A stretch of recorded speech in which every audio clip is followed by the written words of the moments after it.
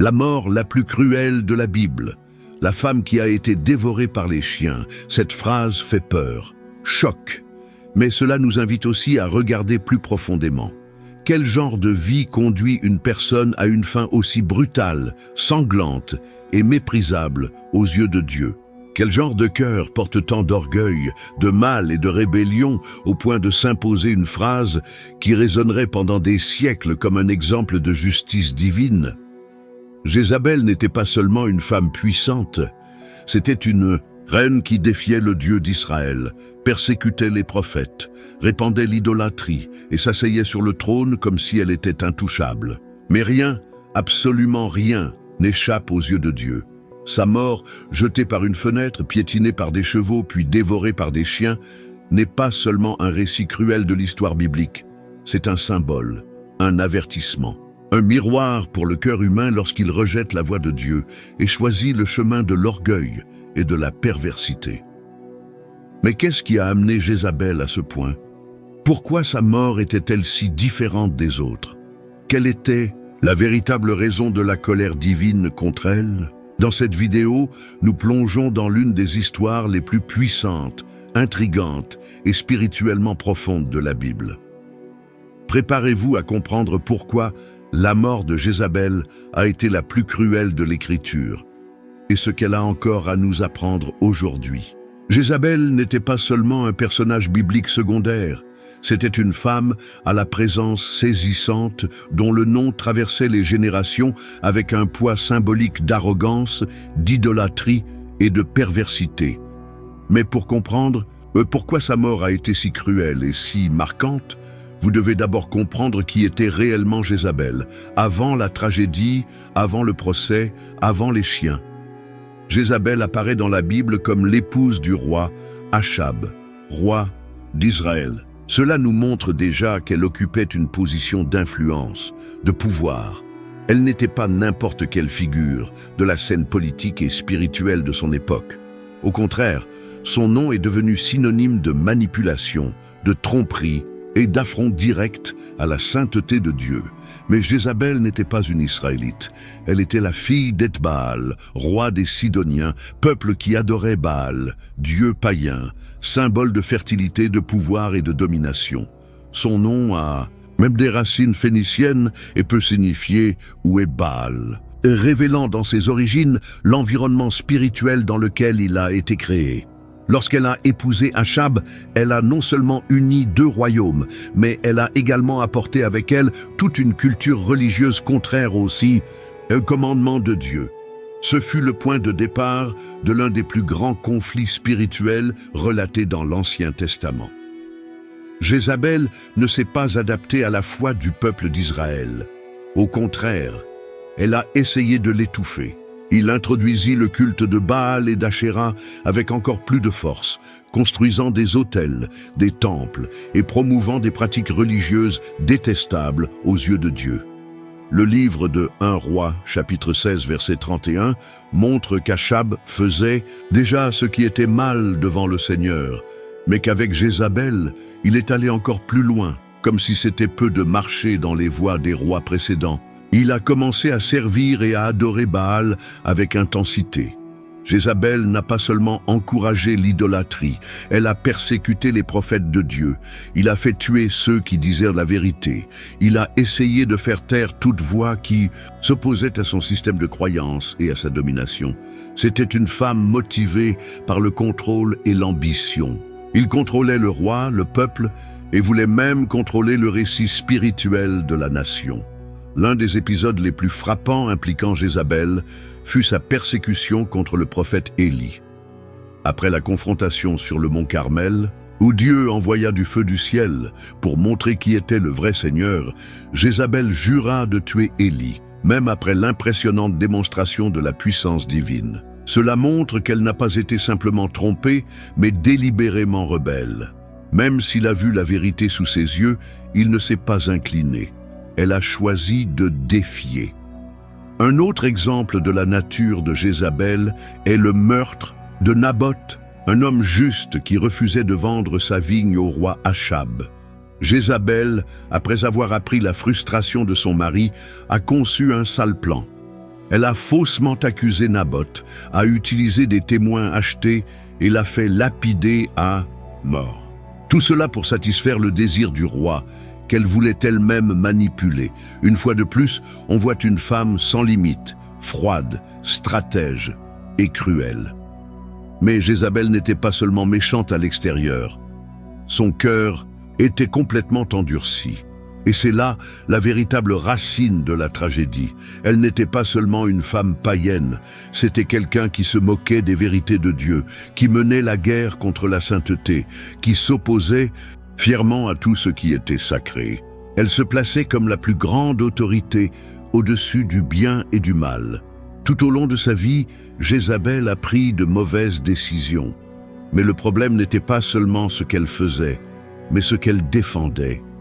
Elle était un symbole de corruption spirituelle, un miroir de ce qui se passe lorsque le cœur humain se ferme à la vérité et s'abandonne à l'illusion du pouvoir, du contrôle et de la vanité.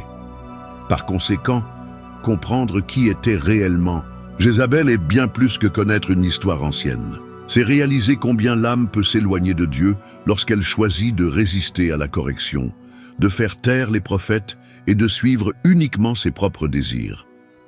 Jézabel était une reine, certes, mais une reine qui a bâti son trône sur l'orgueil, l'idolâtrie et la destruction, et tout trône construit ainsi un jour s'effondre. Jézabel n'était pas une adversaire ordinaire. Elle ne s'est pas contentée de défier les rois ni de s'opposer aux simples hommes. Sa guerre était contre Dieu lui-même. Non seulement elle rejetait les commandements divins, mais elle attaquait ouvertement tout ce qui était sacré. Sa position n'était pas celle de l'ignorance, mais de l'affront. Jézabel connaissait le Dieu d'Israël. Il connaissait l'histoire du peuple. Mais il préféra quand même lever les poings vers le ciel. Son défi commence par l'imposition de l'idolâtrie à une nation qui avait été mise à part pour servir le Seigneur. En épousant Achab, Jézabel n'a pas essayé de s'adapter à la foi d'Israël.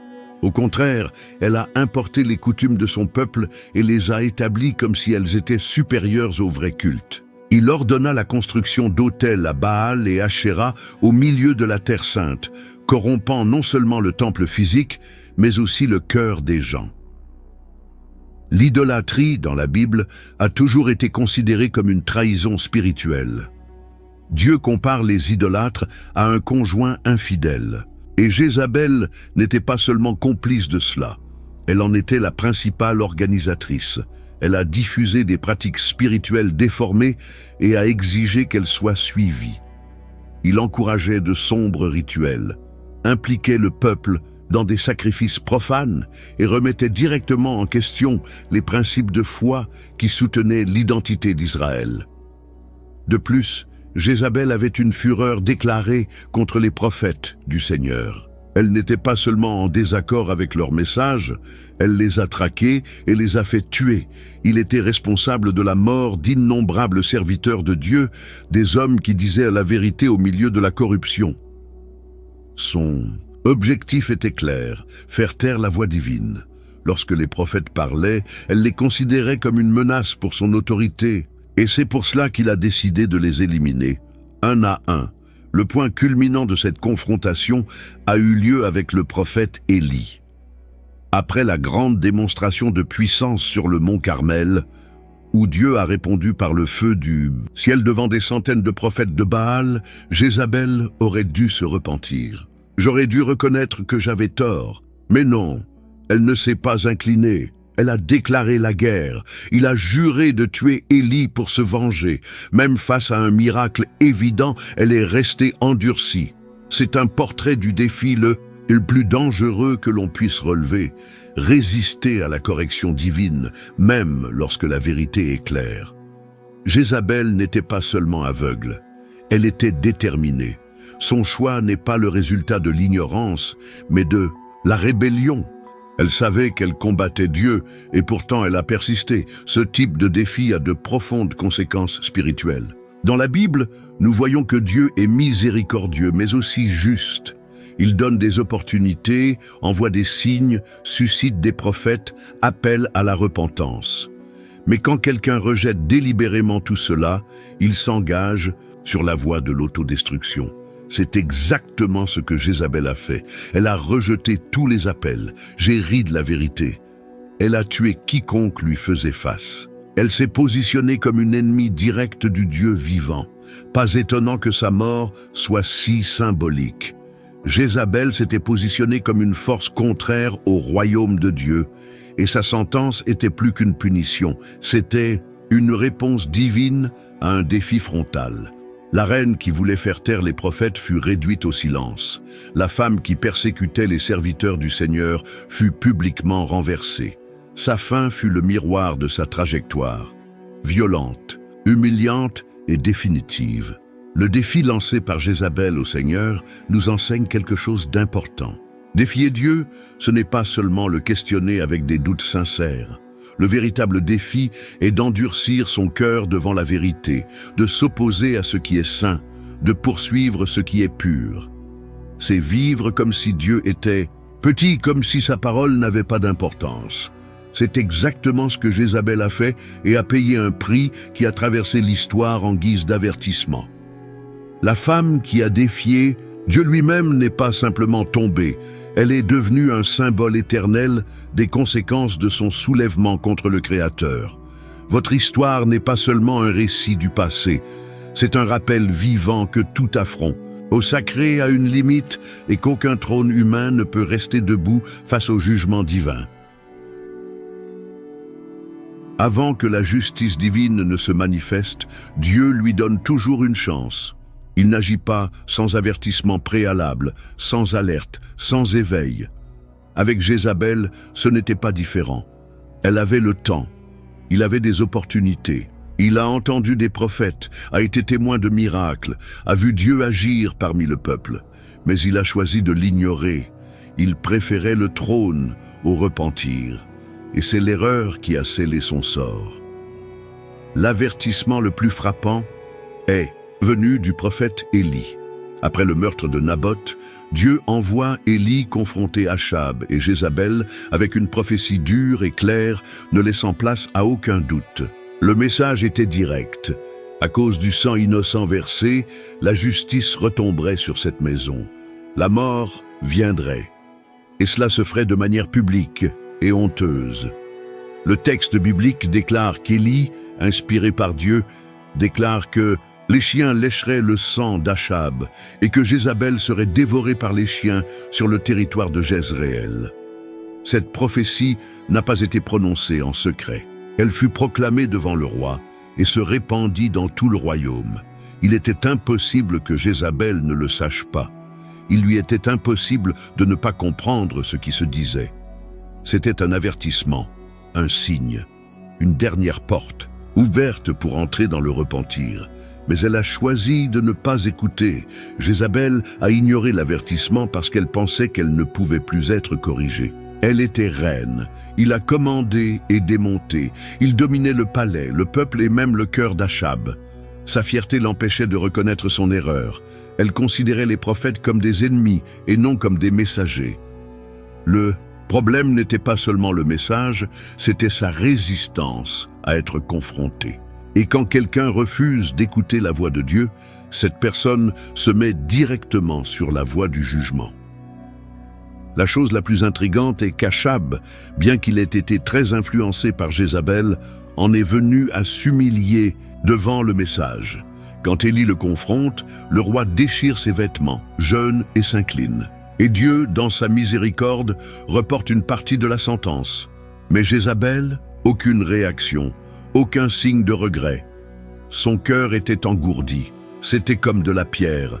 Elle a complètement ignoré l'avertissement qui aurait pu tout changer. Dieu ne reste pas silencieux face à l'injustice. Mais avant d'agir avec justice, il parle toujours avec miséricorde. Jézabel avait ce privilège, entendre Dieu avant d'être jugée par lui. Elle a eu la chance de changer son histoire, mais elle a préféré se moquer de la parole prophétique. Au lieu de s'humilier, il a construit des murs de fierté. Au lieu d'ouvrir les yeux, il a choisi de s'aveugler encore davantage. Ignorer les avertissements de Dieu est dangereux. La Bible regorge d'exemples de personnes qui ont été averties avant la chute. Saül a été prévenu. Pharaon fut prévenu. Même Ninive, une ville païenne, reçut un avertissement par l'intermédiaire de Jonas et se repentit. Mais pas Jézabel. Elle s'est établie dans l'erreur. Et lorsque la correction a été rejetée, seule la phrase est restée. Un autre détail important est que l'avertissement n'était pas seulement spirituel, il était également public. La nation était au courant de la prophétie. Les gens ont entendu la plainte. Jézabel, en ignorant l'avertissement, a non seulement rejeté Dieu, mais elle a défié le sens collectif de la justice. Elle pensait que rien ne se passerait. Ce temps passerait et la prophétie serait oubliée. Mais le temps de Dieu n'échoue pas. Votre parole ne revient pas vide. Tout ce qui a été dit s'est réalisé au bon moment. Des années se sont écoulées entre la prophétie et son exécution. Et pendant ce temps-là, Jézabel a continué à vivre comme si de rien n'était. Il resta sur le trône, continua à commander, continua à adorer les idoles. Peut-être qu'il pensait même que tout allait bien. Cette menace était tombée dans l'oubli, mais Dieu n'oublie pas. Dieu n'ignore pas le sang versé, ni le cri des justes. Il attend juste le bon moment pour agir. En fin de compte, Jézabel n'est pas tombée faute d'avertissement.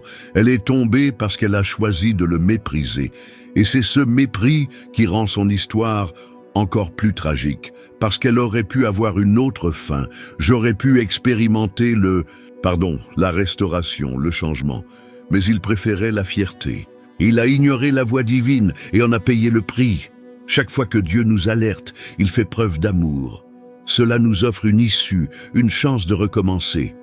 Jézabel a refusé cette chance, et son histoire est devenue l'un des plus grands exemples de ce qui arrive lorsque les êtres humains refusent d'écouter l'appel de Dieu. L'histoire de Jézabel touche à sa conclusion dans une atmosphère lourde, presque sombre. Il ne faisait plus aucun doute que son sort était scellé. L'avertissement avait été donné. Le refus était clair.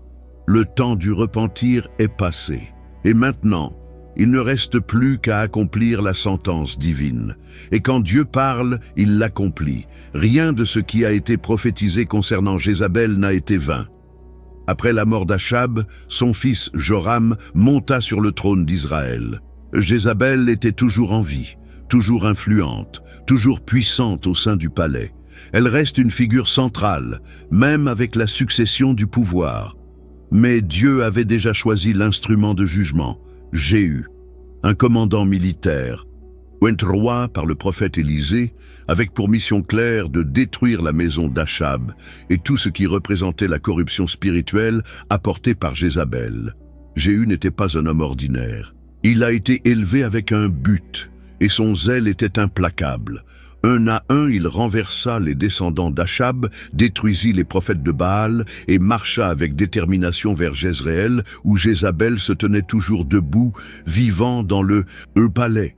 Elle savait que la sentence approchait, et malgré cela, il a décidé d'affronter la fin avec arrogance. Le texte biblique, dans 2 Rois chapitre 9, montre une scène emblématique. Jézabel, en apprenant que Jéhu arrivait, s'est maquillée, s'est coiffée et s'est tenue à la fenêtre pour lui faire face ironiquement. Elle le traite de meurtrier et le nargue, comme si elle avait encore une certaine autorité.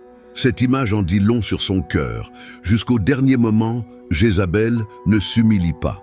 Même face à la mort, il tente de garder le contrôle, tente de dominer par son apparence, sa posture, son sarcasme. Mais Jéhu n'est pas intimidé. Il lève les yeux, voit Jézabel par la fenêtre et demande qui est avec lui. 2 ou 3 eunuques, serviteurs qui étaient là, répondent à l'appel. Et il dit « Jetez-la ». Et c'est ce qu'ils ont fait. Jézabel a été jetée par la fenêtre. Son corps a heurté le sol et les chevaux l'ont écrasé. Son sang s'est répandu sur le mur et sur le sol. Ce fut une mort brutale, rapide, sans doute humiliant. Et publiquement exactement comme la prophétie l'avait annoncé. Le plus impressionnant vient plus tard. Jéhu, après avoir mangé et reposé, leur ordonne d'enterrer Jézabel, car elle est la fille du roi. Mais lorsque les serviteurs se rendent à l'endroit où son corps est tombé, il ne reste presque plus rien. Juste le crâne, les pieds et les paumes. Les chiens avaient dévoré son corps, accomplissant exactement la parole qu'Élie avait prononcée des années auparavant. Dans les champs de Jezréel, les chiens dévoreront la chair de Jézabel. La sentence a été exécutée avec une précision effrayante. Cette fin est plus qu'une tragédie. C'est un acte symbolique du jugement divin. La femme qui a tué des innocents, qui a persécuté les prophètes, qui s'est moquée de la justice et a ignoré les avertissements de Dieu, a été jugée selon ses actes. Sa mort était le reflet direct de sa vie. Tout ce qu'elle faisait contre le peuple de Dieu se retournait contre elle de manière intense et définitive. Le fait que les chiens aient dévoré son corps n'était pas qu'un détail. C'était le symbole ultime de la honte dans la culture de l'époque. Mourir sans enterrement était considéré comme l'un des pires déshonneurs possibles.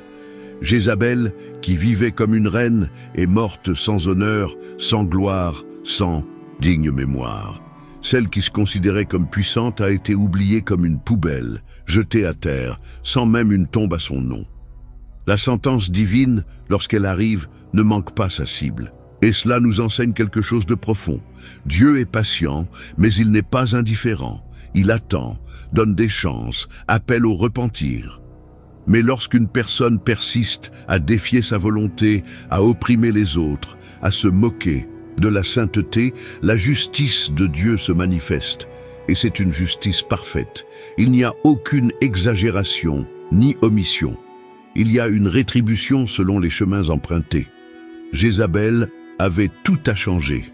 Il avait accès à la vérité, vivait avec des prophètes, voyait de ses propres yeux les actions de Dieu. Mais il méprisait tout cela. Et sa fin est devenue un exemple solennel de la façon dont le jugement divin n'échoue pas. Le trône qu'elle opprimait est devenu sa chute. La fenêtre par laquelle il regardait avec mépris était la porte de sa chute. Et les chiens qui symbolisaient l'impureté et le rejet furent les derniers à lui prêter attention. L'histoire de Jézabel ne s'arrête pas à sa mort. Cela résonne comme un rappel fort que personne n'est au-dessus de la parole de Dieu. Quand il parle, c'est pour être entendu. Quand il juge, c'est à craindre. Et quand il agit, c'est pour enseigner que sa sainteté ne peut être méprisée. La mort de Jézabel n'était pas seulement cruelle, c'était symbolique. Chaque détail de sa fin est porteur d'un profond message spirituel, et le plus frappant de tous est peut-être le fait qu'elle a été dévorée par des chiens. Mais pourquoi ce détail a-t-il été inclus dans la prophétie? Pourquoi Dieu a-t-il permis que ce soit la fin de la femme la plus impitoyable de l'histoire d'Israël? Pour comprendre cela, nous devons examiner le contexte biblique, spirituel et culturel qui entoure cet événement. Dans la tradition juive, les chiens n'étaient pas considérés d'un bon œil. Contrairement à notre culture actuelle, où les chiens sont considérés comme des animaux de compagnie, dans la Bible, ils apparaissent comme des symboles d'impureté, de mépris et d'abandon. C'étaient des animaux qui parcouraient les rues, se nourrissaient d'ordures, de charognes et de restes humains. Ils étaient associés à la misère, à la dégradation et au manque de dignité. Être comparé à un chien ou remis à lui était considéré comme l'une des pires formes d'humiliation. Ainsi, lorsque le prophète Élie déclare que Jézabel serait dévorée par des chiens, il n'annonce pas seulement une mort violente. Vous déclarez une phrase de mépris total. C'est comme si Dieu disait « Vous serez retirés de l'histoire, non avec honneur, mais avec honte. On ne se souviendra pas de vous avec des larmes, mais on l'oubliera comme quelque chose d'impur. » C'était le poids spirituel et symbolique derrière la scène. Et en costume, c'est ce qui s'est passé. Après avoir été jeté par la fenêtre et piétiné, Jézabel a laissé son corps à l'air libre. Jéhu, même s'il voulait lui donner un enterrement parce qu'elle était fille de roi, ne trouva presque rien. Les chiens avaient dévoré presque tout son corps. Seul le crâne, les pieds et la paume des mains sont restés. Trois parties qui, de par leur nature symbolique, en disent aussi beaucoup. Le crâne, où résident les pensées et les décisions, représente votre esprit fier, contrôlant et obstiné contre Dieu. toit-pied, qui symbolise les chemins empruntés, montre le chemin du mal et de l'idolâtrie qu'elle a choisi de suivre.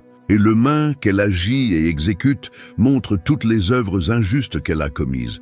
Tout cela était laissé à la vue de tous, comme une sorte de témoignage de qui elle était. Le reste du corps a été emporté par les chiens, comme si Dieu nettoyait la terre de ce qui était corrompu et impur.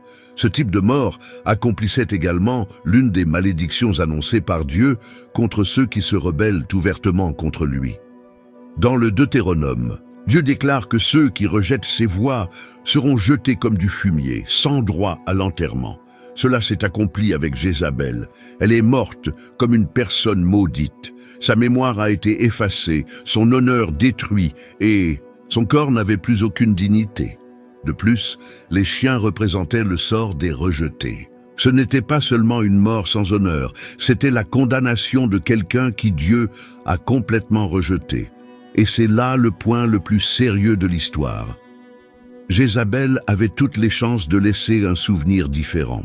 Mais il a choisi d'être un ennemi de Dieu. Et pour cette raison, sa fin est devenue un jalon de ce qui arrive lorsque l'impiété dépasse toutes les limites. Il y a aussi un aspect spirituel plus profond. Quand les chiens dévorent Jézabel, c'est comme si la terre se purifiait. Tout ce qu'il représentait, l'idolâtrie, la manipulation, la persécution des prophètes, devait être supprimé. Sa mort a marqué la fin d'un cycle d'impureté en Israël. Et symboliquement, les chiens servaient d'instruments à ce nettoyage. Dieu a utilisé même des éléments considérés comme impurs pour accomplir ses desseins justes. La fin de Jézabel est également devenue un avertissement visuel pour tous ceux qui en ont été témoins ou en ont entendu parler. La scène du corps déchiré, du sang maculé sur le mur et des chiens dévorant sa dépouille. Rien de tout cela n'était discret. C'était public, c'était intentionnel. Dieu voulait que ce soit marqué, que chacun le sache. On ne se moque pas de la sainteté, on ne défie pas impunément le Très-Haut. Et ainsi, Jézabel a disparu de l'histoire, non pas dans la gloire, mais dans l'horreur. Le nom autrefois redouté dans les palais était désormais murmuré avec dégoût. La femme qui a tenté d'effacer la mémoire de Dieu a elle-même été effacée. Et les chiens, en consommant leur viande, sont devenus partie intégrante de l'une des images les plus fortes du jugement divin dans les Écritures. La présence de chiens n'est donc pas une coïncidence. C'était une réponse, une phrase au poids spirituel et symbolique. C'est un rappel éternel que la justice de Dieu ne faillit pas et que même le dernier détail du jugement a un objectif clair, saint et inoubliable. Merci beaucoup d'avoir regardé cette vidéo jusqu'à la fin. Maintenant, dites-moi, qu'avez-vous le plus appris de cette vidéo ?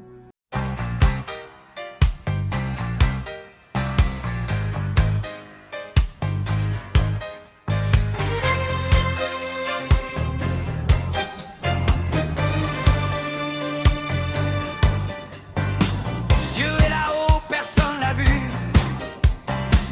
Il n'a que faire de vos statuts. Il méprise toutes les religions. Leurs adeptes sont des cons. Dieu s'endort mais sans armure.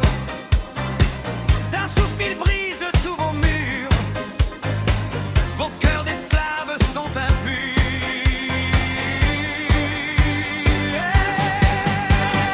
Dieu est laïque et sans drapeau. Pas de Bible, pas de troupeau. Il est seul au-dessus des étoiles. Dieu est laïque, c'est idéal. Aucune église, aucune mosquée. Dieu méprise tous ces tarés. Dieu préfère garder le silence, libre des chaînes de l'arrogance. Dieu tourne le dos à vos idoles, vos cultes pourris, vos idées folles. Loin de vos synagogues qui puent, loin de vous, loin des barbus. Pas besoin de genoux au sol. Il préfère un cœur qui s'envole. Dieu est laïque et son drapeau. Pas de Bible, pas de troupeau. Il est seul au-dessus des étoiles. Dieu est laïque, c'est idéal. Insaisissable comme le vent. Dieu est libre, indépendant. Les religieux tomberont dans l'oubli pour toujours plonger dans la nuit.